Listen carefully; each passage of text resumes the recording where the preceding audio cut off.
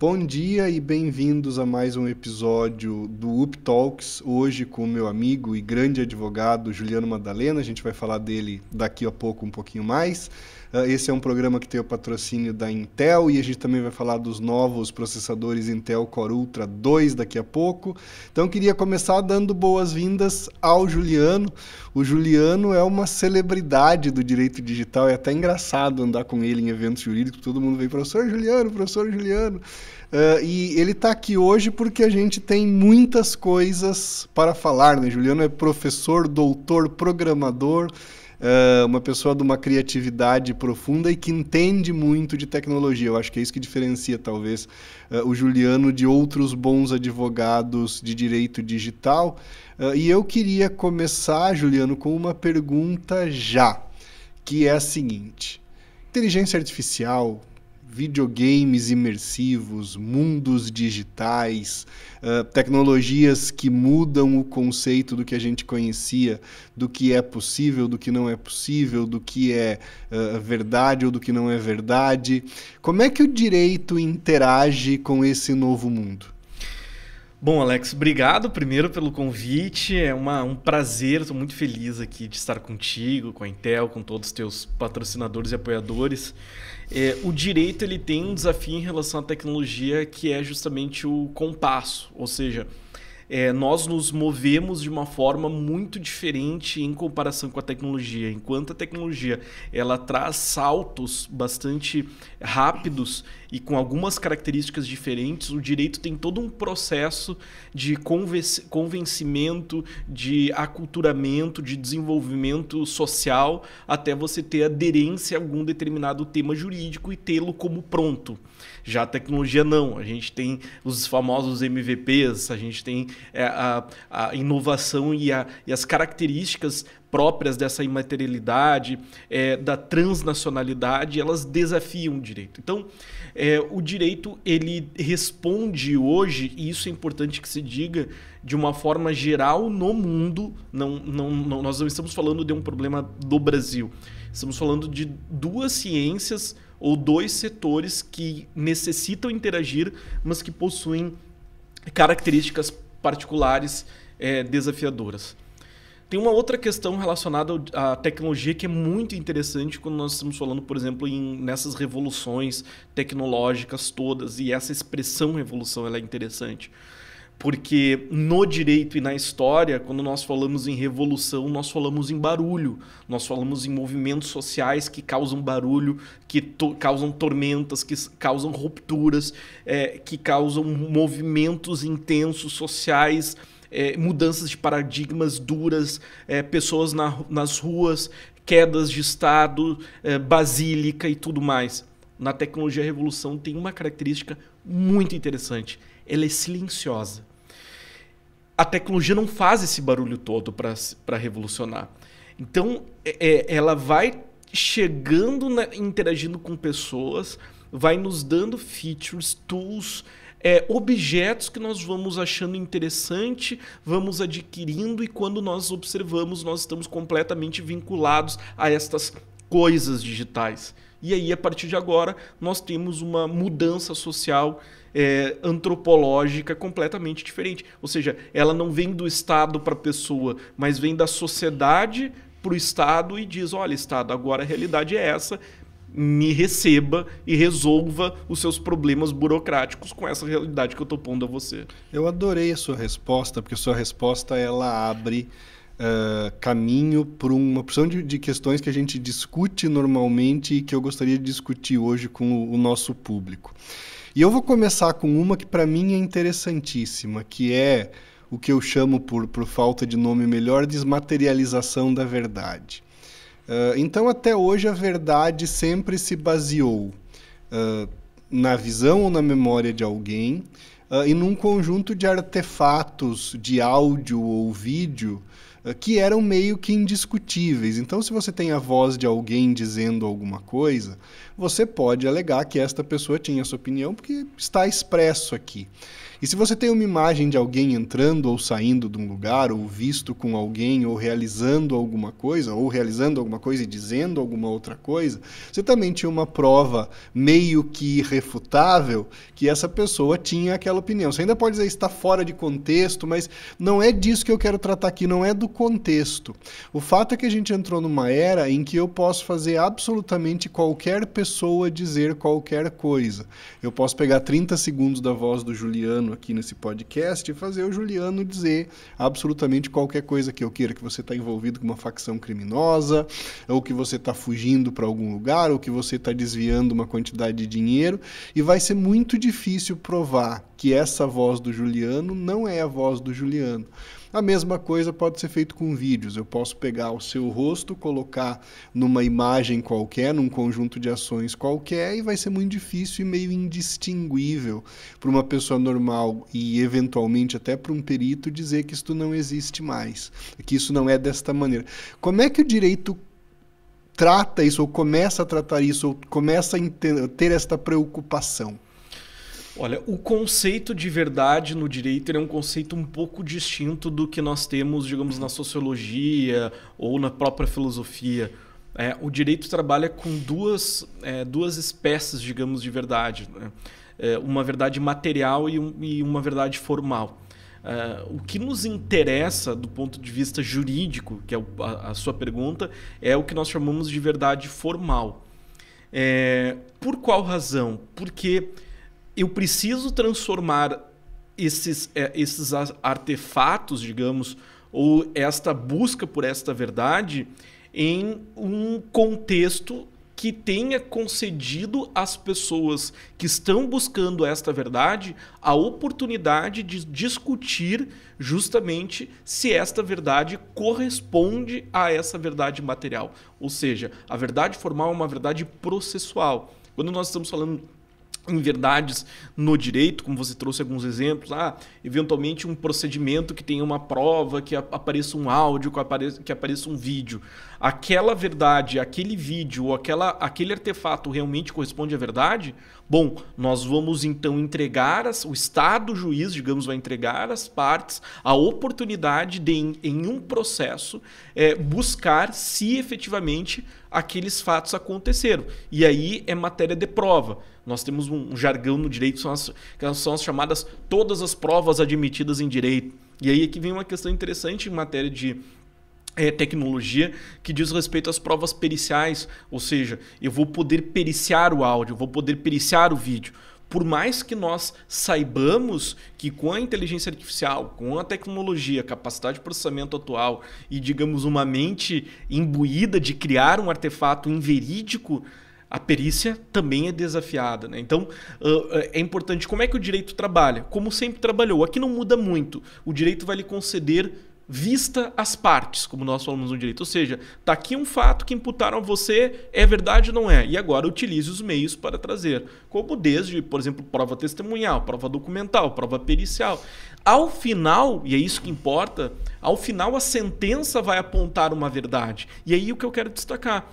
Essa sentença, ela trouxe uma verdade material daquilo que realmente aconteceu? Não necessariamente. Ela trouxe uma verdade formal. Ela trouxe o resultado de um diálogo das partes em um processo, junto com outros instrumentos, e concretizou. Olha, eu, juiz, de acordo com este debate dessas duas partes, entendo que a verdade é esta. Mas não necessariamente na filosofia, na sociologia, nós vamos dizer que aquilo realmente é uma verdade. Então, esta verdade processual, ela é uma verdade que ela deve garantir direitos, deve garantir ampla defesa, deve garantir contraditório, todos os instrumentos constitucionais que nós temos. Mas volto a dizer, só saberá a verdade filosófica, a verdade material, as pessoas que efetivamente participaram daquilo. E mais, Alex, a própria psicologia, a filosofia também vão discutir a participação das pessoas em um contexto fático de verdade. Porque também é provado, e nós utilizamos desses argumentos e instrumentos no direito, é provado que quando a pessoa se submete eventualmente a um fato gravoso, algum tipo de dano, a pessoa vê o fato, ela está, uma famosa testemunha ocular, vendo aquele fato, mas o impacto psicológico foi tão grande que no outro dia ela já não sabe ao certo como foi. Você pergunta: como estava o dia? Estava chovendo? Ela: não sei. E esse tipo de dúvida, esse tipo de diálogo já vai colocando a própria prova testemunhal ocular em dúvida. Isso é do ser humano. Nós tendenciamos a falsear a verdade que nós mesmos presenciamos. Portanto, diante desta complexidade, porque é muito complicado o conteúdo da verdade, o direito adota esse critério. Nós vamos lhe garantir uma verdade formal. E aí encontramos a tecnologia nesse desafio. Bom, com a capacidade de processamento que nós temos hoje, com a habilidade que nós temos hoje, nós temos que mergulhar no conteúdo digital para identificar se aquele conteúdo efetivamente foi produzido. E dificilmente, vamos supor, eu ou você, amanhã ou depois, como peritos, vamos pensar nessa hipótese, você vai poder assinar. O Alex disse isso mesmo que está dito. Olha, você pode apontar: aparentemente o Alex disse. Mas realmente disse? Então, a tecnologia desafia realmente o próprio conceito de verdade. Eu vou complicar um pouco mais para você. Eu vou te contar uma história de uma coisa que acontece todos os dias, e eu quero entender se o direito já tem algum tipo de visão de como é que a gente resolve uma questão como esta que eu vou te apresentar. Imagine que eu e você estejamos jogando algum jogo online, existem muitos, né? A gente chama de Massive Multiplayer Online Games, MMOs, trabalho com isso faz bastante tempo, e alguém cometeu algum tipo de dano psicológico a outro alguém. Eu te matei, eu te humilhei, eu fiz qualquer coisa dentro deste universo virtual. Existe alguma maneira desta ofensa sair do universo virtual e chegar ao universo real, se é que a gente tem essa diferença hoje? Como é que a doutrina encara o fato de que cada vez mais nós teremos vidas paralelas? Nós teremos uma vida aqui, no universo físico que a gente está acostumado a habitar, mas que jovens e crianças já têm uma dificuldade maior de discernir do outro universo onde elas vivem, o tal do multiverso, mas nada mais é do que a possibilidade de você vivenciar experiências digitais muito ricas, muito intensas. Como é que funciona esta correlação para o direito hoje, de papéis e responsabilidades? Essa relação é muito tranquila no direito. Como você mesmo disse, olha, causou dano. Então o direito ele parte do seguinte pressuposto: todo dano causado a uma vítima deve ser reparado. E aí aqui nós não temos nenhuma dificuldade de construir a possibilidade de você ter que indenizar alguém pelo dano causado. Agora, é importante que se diga que esse dano ele deve superar, digamos, as intempéries do jogo. Vamos lá.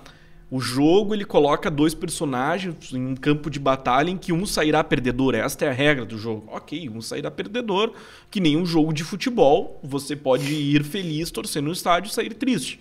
Isto causa dano psicológico? Certamente. Muitas pessoas ficam abaladas emocionalmente por um resultado de uma partida de futebol. Cabe indenização pelo clube que não teve um bom desempenho e gerou um dano na personalidade, no íntimo da pessoa? Não, porque isso é da vida. Isso é um ponto importante. A vida, ela provoca danos. E os danos indenizáveis, que são os danos que o direito olha, são aqueles danos que ultrapassam esses chamados que nós temos. Tem uma expressão no direito bastante questionada, que são os chamados meros dissabores da vida. Você eventualmente pegar um trânsito, você eventualmente seu time perder, ou eventualmente você perder no jogo. Então, eu te respondo dizendo o seguinte: primeiro nós temos que separar o que é do jogo. Olha, é do jogo perder. Ok. Agora, se há, como você destacou, alguma humilhação, E não é aquela humilhação que você perdeu de uma forma humilhante, como acontece com frequência no futebol. É aquela intenção de eventualmente difamar a honra da pessoa, ou de caluniar, de imputar um crime. Ou seja, todos esses fatos, como, por exemplo, uma situação de um racismo online em um jogo. Isto pode acontecer, como infelizmente acontece com bastante frequência, ou uma questão de um assédio virtual. Todos esses fenômenos que são praticados no ambiente tangível, eles são transportados também para o ambiente digital. E ao exceder as regras do jogo e causar dano à pessoa, nós não estamos causando dano ao personagem, nós estamos atingindo a pessoa. E aí esses fatos, eles precisam ser individualizados e aí separados do que é o mero dissabor do jogo, um mero desafio do jogo, para um dano à moral, à intelectualidade e à constituição da pessoa. E aí caberá a indenização. Nós vamos ter aqui, Alex, vários desafios de cunho prático, porque nós estamos falando em um ambiente online. Muitas vezes esses players estão em lugares diversos no mundo.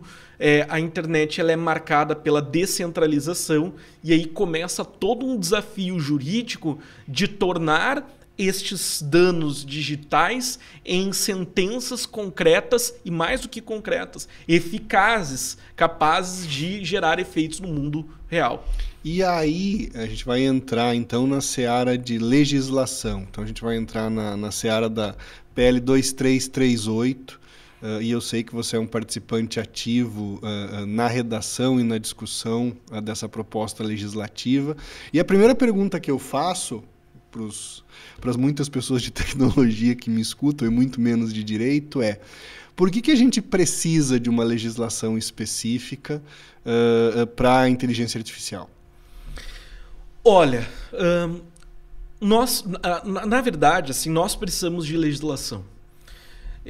Nós escolhemos um modelo de convivência social que há o que nós, como Rousseau estabeleceu, né? Uma espécie de um contrato social entre todos nós, que nós nos contratualizamos para viver em sociedade e não ingressar em um estado de anarquia. A legislação ela é indispensável para trazer padrões de comportamentos e ilícitos e responder a ilícitos em razão do descumprimento destas normas.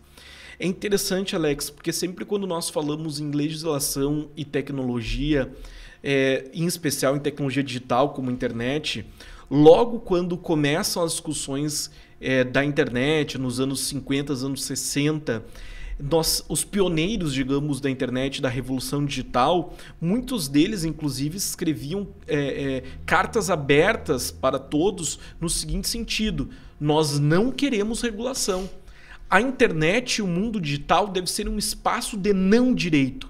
Porque nós, usuários, digamos, mais antigos, né? Eu talvez da segunda onda da revolução digital, mas a gente se conectava naquela realidade. Meu Deus, eu tenho um espaço de interação, eu convivo com pessoas, eu compartilho arquivos, eu conheço gente do mundo inteiro, e era um espaço realmente que o direito não olhava para aquilo. Os nossos processos do Foro Central eram processos volumosos, papel, grampeavam. Alex, para o nosso participante aqui acompanhar, aqueles que não são do mundo jurídico, você ia num foro ou no fórum, como queiram, para buscar que um estagiário ou alguém numerasse com uma caneta a punho as folhas de um processo. Então, e eu não estou falando de uma realidade de 20 anos atrás, eu estou falando de 10, 15 anos atrás. Grampos. O processo era feito de grampos e caneta.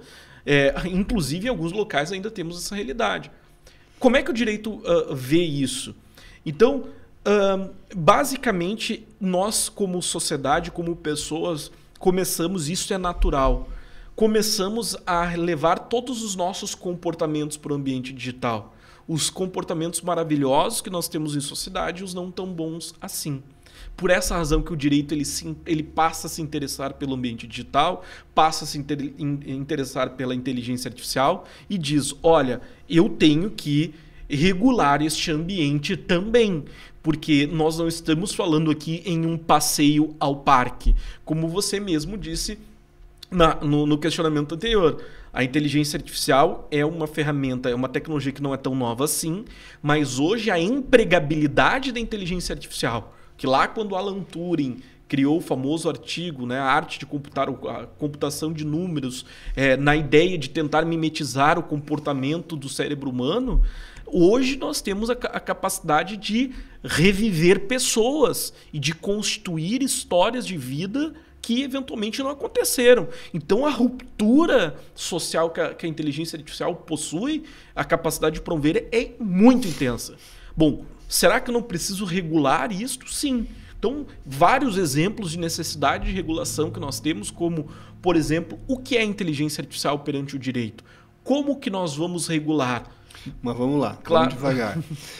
Porque uma das coisas que eu sei a seu respeito é que a única definição de inteligência artificial na legislação brasileira está no Código Eleitoral e você foi o autor dessa legislação. O que é inteligência artificial para o direito? Nós temos uma resolução, nós participamos de uma redação de uma resolução nas eleições de 2024. O TSE, o Superior Tribunal... o Tribunal Superior Eleitoral ele tem digamos, uma atividade normativa nas eleições, né? Então, cada eleição ele traz essa atividade de regular os comportamentos. E se viu importante a necessidade de regular a inteligência artificial nas eleições justamente em razão dos exemplos que você disse, né? Ou seja, de uma necessidade de evitar que os candidatos utilizassem a propaganda eleitoral ou atividade de propaganda ou publicidade para criar objetos inanimados capazes de reproduzir falas, vídeos dessa natureza. Então, o conceito que se trabalhou foi exatamente nesse sentido, ou seja, qualquer sistema dotado de inteligência artificial capaz de reproduzir em voz, imagem, som, o comportamento humano, ainda que de forma, naturalmente, por óbvio, artificial. Então, o direito ele tem esse desafio de regular tecnologia, porque eu acho que esse é um ponto, Alex, interessante, em especial até da minha presença aqui no teu podcast, porque você sabe que eu insisto muito nisso. Essa indispensabilidade de aproximação do mundo jurídico da tecnologia, justamente pelo fato de que essas redações legais elas não são feitas pela turma da tecnologia, como eu digo, e sim pela turma do direito. Só que o texto legal nem sempre acompanha o texto da tecnologia. Eu vou dar um exemplo para você. Nós estamos passando por uma revolução atualmente de regulação, Alex, que é a mudança do Código Civil brasileiro. O Código Civil brasileiro é quase como o código da vida, é o código do dia a dia que todos nós utilizamos. Lá estão os contratos, lá estão os temas de família, sucessões, a vida está no Código Civil. Pois bem, há um projeto de lei objetivando alterar o Código Civil com uma parte toda sobre o digital. Ou seja, você deve pensar o seguinte, o legislador está olhando pela necessidade de regular o digital. Você acredita que em determinada redação existem menções como tecnologias de Skype e outras, escrito Skype no texto de lei? E, gente, há semanas, meses atrás, o Skype deu tchau para todos nós porque nos deixou. A Microsoft abandonou o Skype. O que é uma grande dificuldade, eu imagino, do legislador, porque quando a gente coloca no Código Penal matar alguém, isso sempre será um crime há muitos milhares de anos e continuará sendo. Mas definir que tecnologias vão fazer o quê? A gente que trabalha com tecnologia é meio assustador, porque elas mudam todas as semanas. Então, parece ser bastante difícil conseguir encontrar o ponto ideal em que alguma tecnologia vai significar alguma coisa. Exatamente, porque daí tu corre o risco da lei nascer velha. Você vai lá, carimba, tá aqui a sua lei, você olha Skype, bom, isso aqui não se aplica a mim, não tem Skype e segue a vida. Então poderia utilizar serviços de mensageria privada, como uma expressão mensageria que se utiliza com frequência na tecnologia. Então, assim, o modelo de regulação da inteligência artificial que nós estamos buscando é um modelo baseado no modelo europeu, em que nós vamos pautar o uso da inteligência artificial de acordo com a capacidade de gerar risco da tecnologia. E aqui é interessante, sabe? Porque no passado, os temas que geravam risco, ou o conceito de risco no direito, foi um conceito muito apoiado numa ideia de risco nuclear, por exemplo, ou riscos ambientais. Quando falávamos em tecnologia, nós olhávamos para a tecnologia nuclear. Aquilo é uma tecnologia de risco, os danos que podem gerar danos existenciais que vão justamente ultrapassar gerações, impactar pessoas a 3, 4, 5 gerações impactadas por aquele dano. Então nós, juristas, olhamos para o conceito de risco como um conceito, digamos assim, radioativo. E é difícil você apontar para a inteligência artificial e dizer que ela é uma tecnologia de risco. Mas a bem da verdade, o que nós podemos observar é que hoje os riscos mudaram. Então, talvez sim, há risco no uso de inteligência artificial. Bom, quais são esses riscos, né? Nós temos vários, como, por exemplo, o risco à discriminação. Ou seja, a possibilidade do uso da inteligência artificial para gerar, eventualmente, uma discrepância em posições de pessoas que estão interagindo com o mesmo sistema em razão de raça, cor, etnia, opinião religiosa, orientação sexual e tantas outras situações que podem impactar aquela pessoa e gerar vulnerabilidade, descompasso por uma condição. Isto pode acontecer com tecnologia? Pode. Agora, sabe o que é mais interessante sobre isso em matéria de inteligência artificial? É justamente essa capacidade da inteligência artificial deixar os discursos velhos com bastante velocidade, né? Inclusive o nosso próprio podcast, Alex, em matéria jurídica. Tem um grande amigo jurista que me perguntava o seguinte ano passado: Doutor Madalena, eu quero colocar inteligência artificial aqui no meu escritório. Nós trabalhamos com uma advocacia artesanal, etc. Mas eu acho importante ter um modelo de inteligência artificial. Eu quero contratar, eu quero gastar dinheiro com inteligência artificial. 2024. O que temos? Dá para contratar? Falei, olha, hoje nós não temos no mercado, primeiro, nada de prateleira e, sinceramente, eu não vejo no seu escritório algo interessante para você usar inteligência artificial que vai efetivamente dar piruetas e gerar resultados de atuações que você está pensando na sua cabeça. Poxa, é isso mesmo? Não é isso, é uma realidade do dia. Nós temos os LLMs que podem ser utilizados como boas ferramentas, de auxílios, etc. Mas eu gostaria de lhe fazer uma ressalva. Guarde a data e guarde o ano, porque talvez ano que vem eu não vá lhe dizer a mesma orientação. E no direito, a gente também está passando por uma revolução. Em todos os ambientes em que a gente fala com juristas, advogados, promotores e juízes, existe uma ansiedade, uma vontade de entender o que a inteligência artificial pode fazer pelo ramo do direito, o que ela já fez, o que ela muda na capacidade de avaliar dados, o que ela muda na capacidade de acelerar processos, o que ela muda na capacidade de entender melhor volumes muito grandes de dados. O que já é verdade dentro do direito sobre a utilização de inteligência artificial e o que ainda é vontade e o que ainda é curiosidade? Olha, Alex, eu acredito que hoje, no podcast hoje, nós ainda estamos mais para curiosidade, mais para ferramentas laterais do que para revoluções. Eventualmente, alguém que esteja nos assistindo, mas eu conheço ferramenta tal. Olha, a inteligência artificial, e na verdade isso não é da inteligência artificial, sempre existiu, já há bastante tempo, né? Mas nós temos uma feature, digamos, nesses LLMs em especial, que é um feature tão simples, mas revolucionou e revoluciona o mercado de desenvolvimento, que são as famosas APIs. E você, melhor do que eu, sabe, né?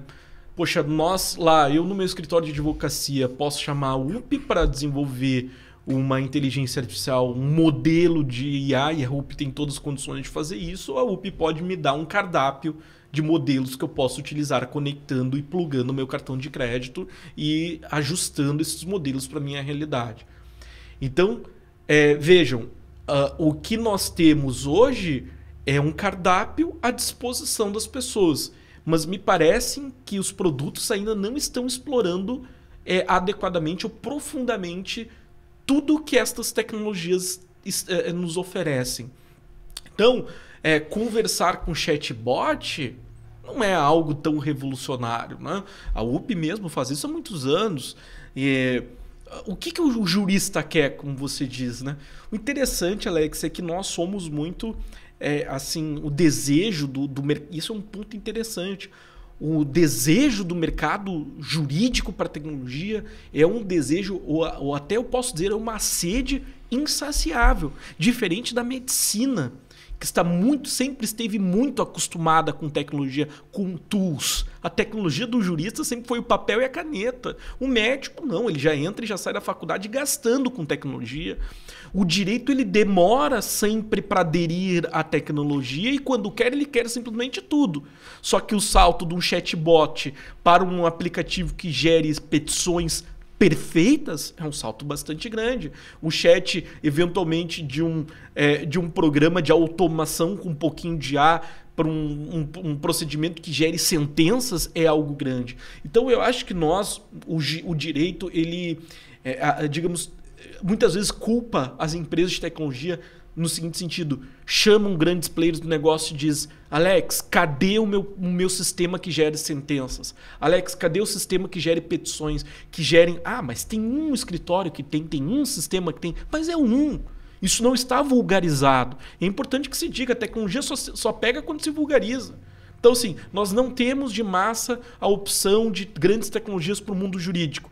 E a culpa disso está não nas empresas de tecnologia, a culpa está no mundo jurídico, que não adere à tecnologia e quando quer tudo. Mas o tudo sabe que demora um pouco para desenvolver. Então a gente vê na medicina a inteligência artificial dando piruetas e no direito ainda respondendo a perguntas banais e com bastante, digamos assim, timidez.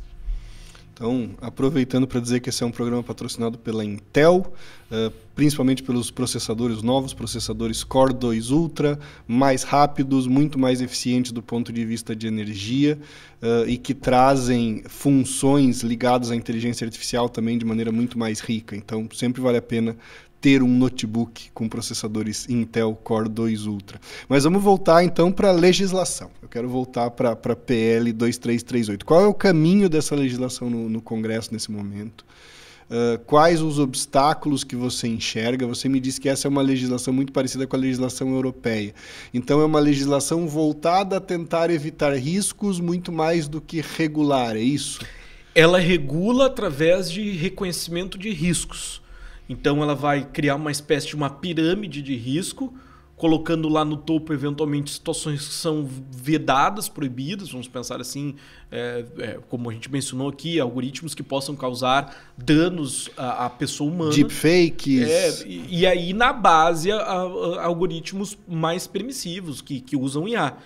Então, eu vou dar um exemplo aqui de que seria considerado alto risco. O uso de inteligência artificial para ferramentas de infraestrutura é um uso de alto risco. Agora, é importante nós mencionarmos. Se alto risco significa o não uso, o não emprego? Claro que não. Gente, nós temos ferramentas de alto risco na nossa casa. A linha de gás, a linha de energia está lá, alto risco. Tem lá aquela caveirinha, cuidado. E nós convivemos com isso. Isso é importante que se diga. Quando se fala em risco, nós queremos evitar o risco, sim, mas viver é viver em risco. Bom, considerando que tem risco, como que nós nos comportamos de acordo com o risco? Então o ponto é, nós vamos classificar o uso da inteligência artificial pelo risco e de acordo com o risco que ela possa expor à sociedade, nós vamos dar maior ou menor atenção regulatória para essas situações, impondo responsabilidades, impondo deveres, impondo comportamentos ativos para os players envolvidos, como o dever de informação, informar sobre os riscos, o dever de reparação, quando esses riscos excederem a normalidade e causarem danos, eventualmente tirar algum tipo de reparação. Então, a ideia é muito mais, ao invés, nós não estamos falando de situações proibitivas, nós não estamos falando em modelos impositivos, mas nós estamos fazendo um modelo muito inteligente, que trabalha com a ideia, poxa, eu não vou impor uma carga de Estado, de agência e de regulação em cima de um uso de inteligência artificial que seja, digamos assim, interativo a ponto de não gerar riscos como uma carrocinha do cachorro-quente, que tem uma automação ali com IA para ajudar a pessoa a escolher seus pedidos. Bom, mas se eventualmente aquela mesma carrocinha gerar algum tipo de discriminação, ou gerar algum tipo de abalo, ou colocar a pessoa num desequilíbrio jurídico, aí, por mais simples que seja o cachorro-quente, nós vamos então olhar com maior atenção. E, de alguma maneira, a legislação impõe uma visão de ética e transparência no uso da IA? Total. Traz uma ética, um ethos de transparência e eu acho uma ética de transparência e de accountability. Ou seja, os players se posicionando em uma posição muito mais de eu sou a UP, eu sou desenvolvedora de inteligência artificial, eu sei o meu lugar e as minhas responsabilidades e está aqui ativamente o que eu faço, está aqui ativamente as minhas responsabilidades e você, Estado, pode contar comigo desta forma. Então, é muito mais interessante porque é um modelo regulatório que tem como objetivo trazer os agentes de mercado para próximo de si, justamente já dizendo o que faz, o que não faz, trabalhando com esta ótica. E aqui tem um ponto interessante jurídico, até para acalmar as pessoas eventualmente do setor de tecnologia, que é um tema que me é muito caro, digamos que eu olho com bastante carinho, que é o chamado segredo comercial e segredo industrial. Porque todo esse negócio de inteligência artificial e todo esse negócio de UP, de Intel e de todos os grandes players do mercado tem um segredo. Então, por mais a transparência, ela vai chegar a um limite. Porque nós conhecemos em tecnologia que também existem as famosas estratégias, que não são só estratégias técnicas, mas como estratégias sociais de engenharia reversa. Ou seja, dependendo das perguntas e da profundidade de questionamento que você faz para um determinado player, o player entrega o seu segredo. Então você não vai descobrir a fórmula da Coca-Cola com engenharia reversa, seja jurídica ou social. Isso é importante que se diga, porque o direito ele não pode impedir a inovação e ele não pode também adentrar nos agentes de mercado de modo a fazer com que você, Alex, você, Intel, investe milhões, bilhões de recursos em P&D, em pesquisa, para um dia criar algo e depois explorar economicamente este algo, para vir o direito e olhar, agora eu quero ver o que você fez aí. Calma. A gente sempre tem um segredo, as cláusulas de segredo para serem tuteladas. Mas aí eu tenho uma pergunta que eu acho que vai na direção do que você acaba de perguntar, de afirmar. Uma das grandes questões que a gente tem em inteligência artificial no mundo são dados para treinamento. Então, até onde vai o direito das grandes empresas trabalhando com treinamento de modelos de LLM, de usar dados produzidos por outras pessoas? Trabalhos científicos, trabalhos artísticos, imagens, diálogos que de alguma maneira estão em redes sociais. Como é que a legislação brasileira existente, ou legislação brasileira que está sendo desenvolvida ainda, olha para a habilidade, para a possibilidade, para o direito desses grandes players do mundo de tecnologia usarem dados criados por outras pessoas e que sabemos que na maioria das vezes não autorizaram o uso desses dados? Bom, você já responde um pouco, né, aqui no final. O direito à propriedade intelectual, aí nós precisamos separar, o direito trabalha com caixinhas, né? Cada fato vai para uma caixinha. Quando nós estamos falando em fatos dotados de propriedade intelectual, o direito à propriedade intelectual é um dos direitos mais antigos no mundo.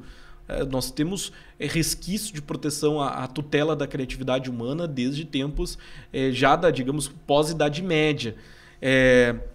E nesse sentido, a propriedade intelectual ela tem como objetivo tutelar a criação que advém do intelecto humano, do espírito. Isso é uma expressão interessante, Alex, porque essa expressão está no artigo 7º da Lei de Direitos do Autor. Vejam, acho que no direito brasileiro a expressão espírito só está em um lugar. É muito curioso isso. Mas fato é que realmente o autor, ele através da sua atividade intelectiva, se desdobra e cria algo intangível, reproduzido em óleo sobre tela, reproduzido em uma escultura ou reproduzido em texto voz. O suporte que a coisa espiritual está concretizada independe. O fato é que criou há um vínculo umbilical entre o autor e a coisa criada, que automaticamente o direito diz: você tem direito em relação a isso. Você tem direitos morais e você tem direitos materiais. Um dos direitos morais, por exemplo, é o direito do autor ter o seu nome vinculado à obra. E o direito material diz respeito à exploração econômica da obra. E para que você possa explorar a coisa criada por terceiro, você precisa ter a cessão, a autorização ou algum instrumento, alguma justificativa legal que lhe apoie esse tipo de criação. A internet traz uma sensação, como a gente falou ali no início, desse espaço de não direito. Um próprio site, nós navegamos em um website, você acha que aquele conteúdo ali, tá livre, eu posso usar, mas tem lá embaixo, geralmente tem os termos de uso. Ou política de privacidade, termos de propriedade intelectual, e esses termos vão dizer: olha, o conteúdo desse site é um conteúdo proprietário. Você pode raspar esses dados e utilizar para treinar o robô se o titular da obra criada, ora, site, aponta que o conteúdo ali é um conteúdo proprietário, você não pode raspar. Você não pode colocar o seu robô para raspar. Esse é o direito que está posto, Alex. Então, nós trabalhamos em um sistema de propriedade intelectual que tutela tanto a obra quanto as criações industriais, marcas, patentes, cultivares e tantas outras coisas jurídicas. E estas coisas jurídicas elas só podem ser utilizadas mediante cessão. Só que aí nós chegamos a um outro fenômeno, que é o fenômeno da inovação. Aqui é uma discussão interessantíssima, porque não existe IA, ou modelo de inteligência artificial, sem dados. E estes dados eles podem ser proprietários e podem não ser proprietários. Portanto, como que nós vamos trabalhar do ponto de vista jurídico este choque de direitos fundamentais? De um lado eu tenho a necessidade de proteção da coisa criada e do outro lado eu tenho o direito à inovação, o direito a empreender e os benefícios advindos desses modelos. Como equilibrar esses dois direitos fundamentais para que a gente possa ter o melhor do progresso tecnológico, respeitando a inteligência artificial, respeitando os direitos intelectuais? Este é o desafio que está posto no momento. E aí eu tenho uma outra pergunta que se conecta a essa, que é da transnacionalidade. Você explicou muito bem, as grandes empresas de tecnologia elas alegam que o desenvolvimento da tecnologia ele vai trazer mais benefícios do que um desrespeito, eles não vão usar essa expressão, ao direito de autor. No entanto, eu tenho também o fenômeno da transnacionalidade que se conecta a este. Qual legislação vale quando eu estou usando dados advindos de todos os lugares do mundo? Vale a legislação brasileira? Vale a legislação europeia? Vale a legislação americana?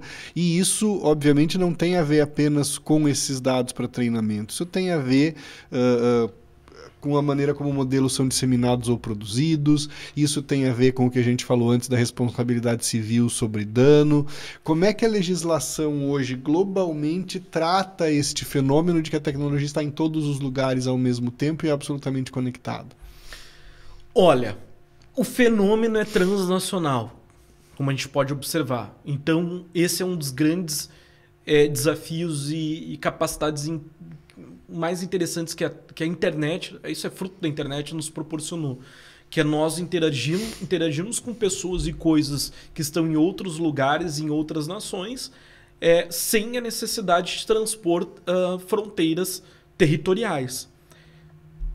Sempre se pautava uma questão interessante, é que a internet é um ambiente sem fronteiras. No início, inclusive, da internet, se falava muito isso, os autores, a doutrina apontava, a sociologia. A bem da verdade, Alex, isso não é tão assim. Nós olhamos que hoje a internet ela tem fronteiras muito bem definidas. Fronteiras econômicas, fronteiras comerciais, fronteiras sociais, fronteiras negociais e fronteiras jurídicas. Isso aqui a gente pode dar um exemplo, né? O Netflix, por exemplo, do Juliano, e do Alex, eventualmente é diferente do Netflix de um norte-americano, porque no momento em que ele se cadastra lá e já identifica o IP ou os Estados Unidos, a oferta de títulos para ele é diferente do nosso. Isso é uma fronteira pautada pelo código e pela geolocalização. E nesse sentido, Alex, o direito, respondendo a sua pergunta, ele não é transnacional. Nós temos legislações estaduais, e quando a gente está falando de estaduais, são de nações. As legislações brasileiras são completamente diferentes das legislações norte-americanas. As legislações europeias também. E aqui nós temos um ponto de desafio. Por quê? Eu sempre falo muito para os meus alunos, para todas as pessoas, o seguinte aspecto. Quando nós estamos na faculdade de Direito, existem duas disciplinas chamadas, uma de Direito Internacional Privado e uma de Direito Internacional Público. E essas disciplinas, no passado, elas eram olhadas porque você pensava assim, poxa, eu estou aqui em Porto Alegre, Rio Grande do Sul, qual que é a probabilidade, por que eu estou estudando aqui contratos internacionais? Eu nunca vou contratar com um chinês, eu nunca vou contratar com um norte-americano, com um alemão. Pois olha o que acontece hoje, isso chama a atenção de todas as pessoas. Nós acordamos e dormimos contratando com estrangeiros. No momento em que nós interagimos com todas essas plataformas, nós estamos diante de estruturas contratuais. Então, TikTok chinês, OpenAI norte-americana, DeepSeek chinês, outras plataformas alemãs. Shine, se você for comprar a famosa blusinha, né? E nós compramos e consumimos diariamente de empresas estrangeiras. E agora volta a sua pergunta, qual que é o direito aplicável? E aí eu, digamos, todo o podcast até agora, infelizmente, não tinha trazido um recurso que é do jurista, que infelizmente eu vou ter que trazer, mas não é por falta de conhecimento, é porque realmente aqui depende. O direito é a ciência do depende. Ou seja, depende do fato. Quando nós estamos falando de comprando produtos e serviços tangíveis, nós temos um direito aplicável. Quando nós temos proteção de dados ou treinamento de dados, nós temos outro direito aplicável. Vamos focar aqui nas LLMs. O direito brasileiro tem a Lei Geral de Proteção de Dados, que tutela os dados pessoais de todos os brasileiros, estando esses dados no Brasil ou não, estando o brasileiro no Brasil ou não. Ou seja, a aplicação material da LGPD é bastante protetiva. E ela é apoiada no RGPD, que é Regulamento Geral de Proteção de Dados da União Europeia. Por qual razão que o Brasil praticamente copiou a legislação europeia em proteção de dados? Por qual razão que o Brasil eventualmente está praticamente copiando o marco de inteligência artificial da União Europeia da mesma forma? Por que nós estamos fazendo isso? Justamente em razão de uma aproximação de dois blocos. Nós temos o Brasil, nós temos o bloco europeu. Quando eu aproximo a legislação brasileira da a legislação europeia, eu não estou aproximando apenas por um cansaço jurídico, digamos assim, ou uma falta de criatividade. Não é esse o problema. O que nós temos aqui é um interesse em dizer, União Europeia, estamos criando juntos um framework regulatório que vai viabilizar o trânsito de dados entre Brasil e União Europeia de uma forma sadia e lícita. O problema é que o mesmo não ocorre com os Estados Unidos da América, com China, que possuem legislações diferentes em relação a essas matérias. E isso acaba provocando uma verdadeira colcha de retalhos jurídicos. Ou seja, se a UP se relaciona com uma empresa alemã, nós temos uma facilidade de interação jurídica muito grande, porque eu tenho uma legislação brasileira apoiada na cultura alemã. Agora, quando a UP se relaciona com uma empresa norte-americana, nós vamos para a ciência do depende. Se está sediada na Califórnia, por exemplo, eu tenho um regulamento muito interessante na Califórnia em matéria de proteção de dados pessoais. Mas aí as culturas brasileiras e estadunidenses são completamente diferentes em matérias jurídicas. Aí você falou, obviamente, que nós vamos dirimir questões do ponto de vista legal, em tribunais bem estabelecidos, ainda que com alguma dificuldade para fazer essas legislações conversarem. Mas eu vou te trazer uma coisa que é um pouco mais complicada.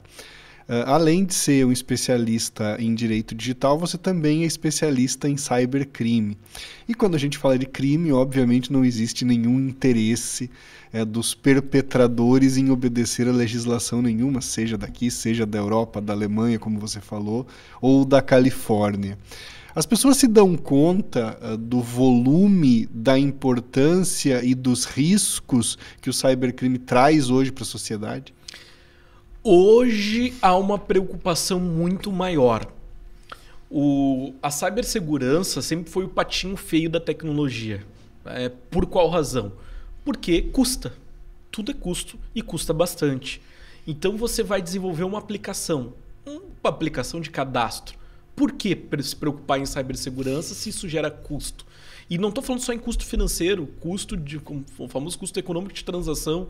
Quanto mais segurança em um formulário, maior o desincentivo em preencher um formulário. Por qual razão que eu vou encher de autenticação de 2 fatores? Isso era cansativo, ninguém quer saber. Poxa, agora pego o token que está no meu celular para poder... que chato. Sim, mas isso é o quê? Segurança. É um custo de transação.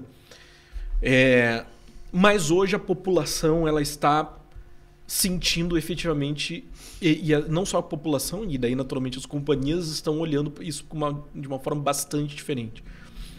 Porque há uma espécie até de migração de crimes tradicionais, como a gente fala no direito.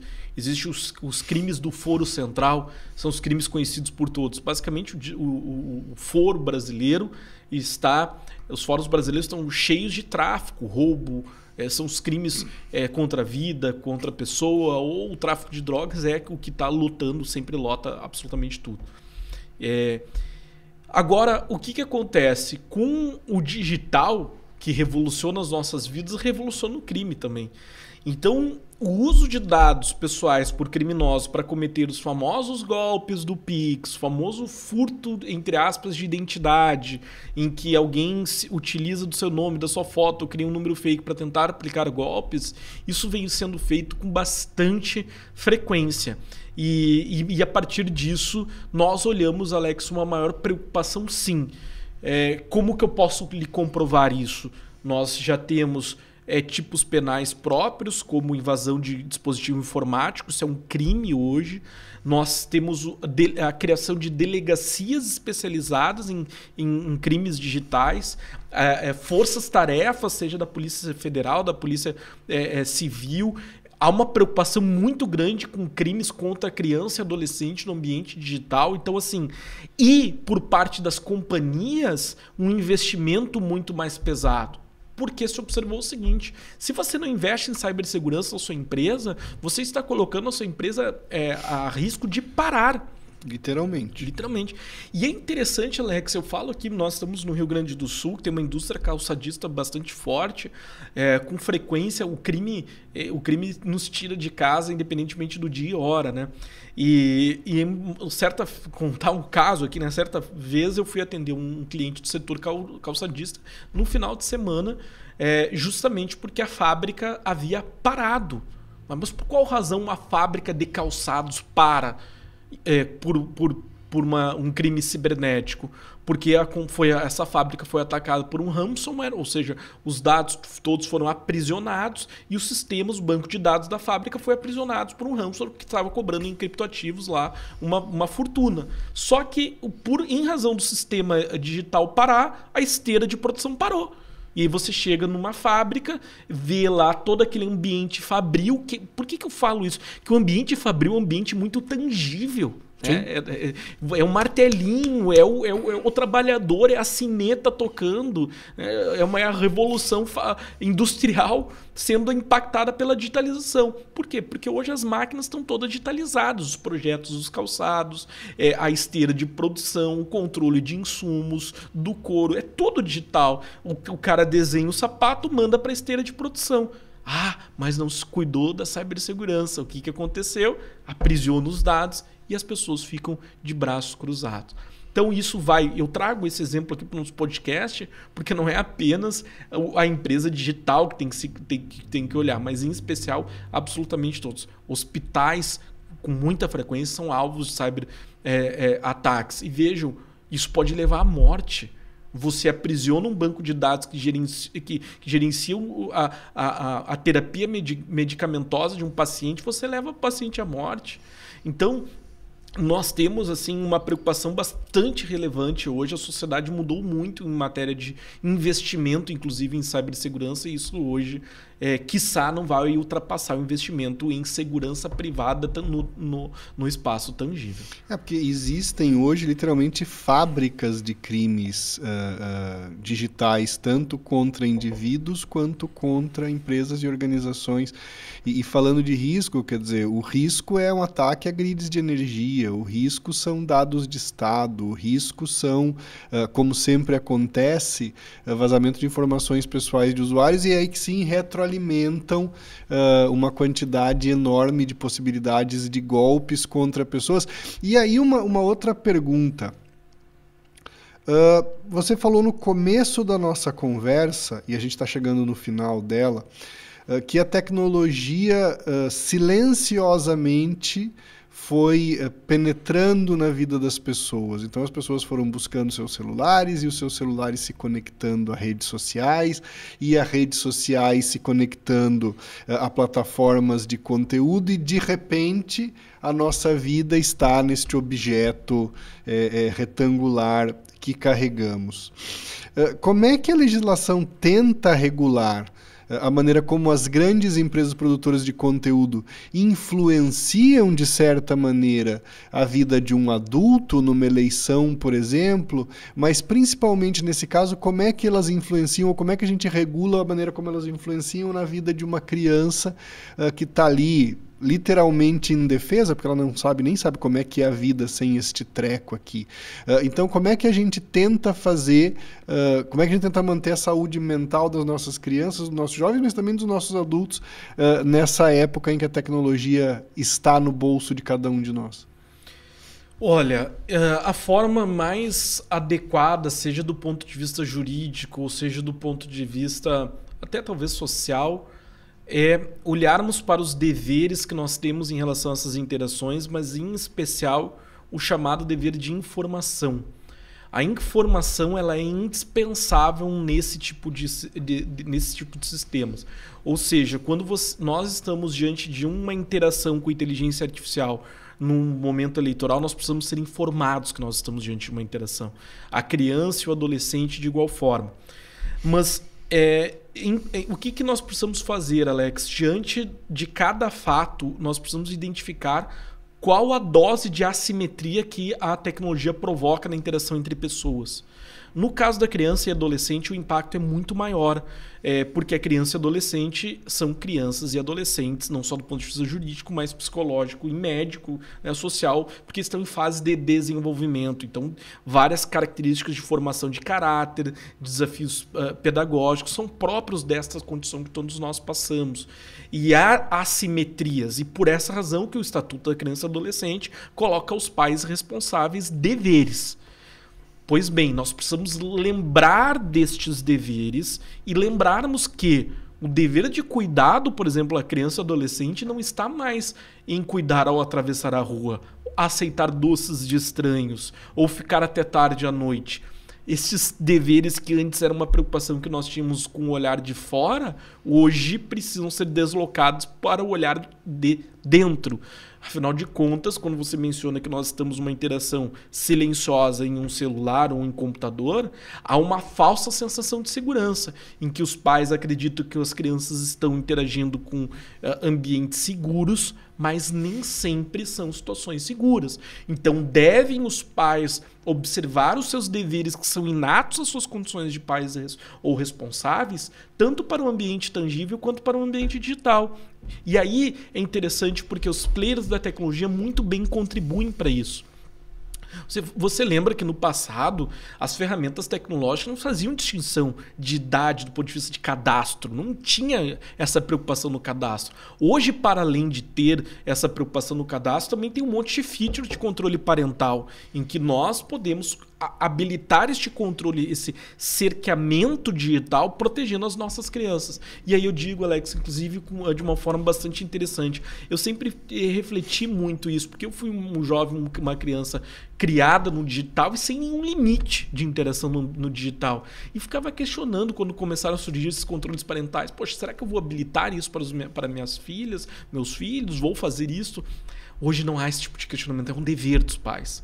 Porque o ambiente digital ele tem a capacidade de gerar danos às pessoas. Então, nós precisamos utilizar essas features, ferramentas que os grandes players estão nos fornecendo para poder exercer os nossos deveres de pais responsáveis também no ambiente digital. Até porque essas plataformas elas são feitas para serem interessantes e elas são construídas para gerar uma interação contínua. Então, assim, nós temos que estabelecer limites porque as plataformas não os estabelecerão.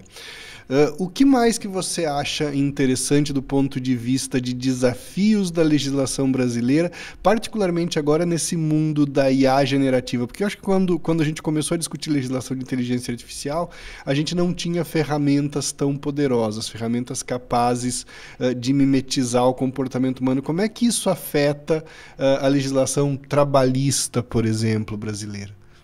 Olha, afeta muito, justamente, inclusive, no modelo que nós estamos desenvolvendo no Brasil, o uso desse tipo de inteligência artificial em ambiente de trabalho será considerado, em RH, digamos assim, alto risco. Por quê? Porque o que nós observamos é uma possibilidade de penetração nas relações trabalhistas bastante importante, a ponto de nós criarmos descompassos que já existem por natureza. No direito brasileiro, nós já reconhecemos que há uma hipossuficiência do empregado em relação ao empregador, do trabalhador. O empregado está numa posição jurídica e econômica diferente e por isso nós protegemos. A inteligência artificial vem e agrava esta relação. Por quê? Porque se antes eu poderia colocar apenas uma câmera para fiscalizar um ambiente de trabalho, hoje eu coloco a câmera com IA. Hoje eu coloco a IA nos dispositivos do empregado e fiscalizo a performance e daí por diante. E isso pode provocar desequilíbrios, pode provocar discriminação, pode provocar rupturas de contrato de trabalho desumanizadas. Ou seja, eu colocar a IA para medir desempenho e não atingir o desempenho, a tela bloqueia tudo e vá no RH, você acaba de ser demitido. E sequer o chefe soube. Você vai perguntar para o seu superior, fui desligado, não sabia quem lhe desligou, a IA.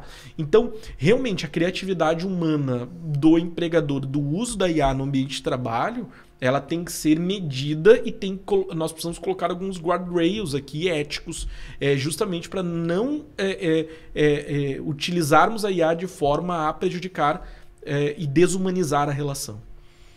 Chegamos ao final do nosso programa. Agradeço ao Juliano. Nossas conversas são sempre interessantíssimas sobre direito, sobre legislação, sobre tecnologia, sobre as mil coisas que a gente sempre fala. Certamente falaremos outras vezes também para o nosso público. Queria agradecer sua presença aqui nessa gravação. Queria agradecer à Intel e aos processadores Core 2 Ultra, gráficos de ponta, energia disponível, seu notebook vai durar muito mais tempo, muito mais leve, inteligência artificial sempre integrada. Obrigado pelo seu tempo, obrigado pela conversa e vamos continuar depois desse nosso papo. Obrigado, Eu que agradeço, Alex.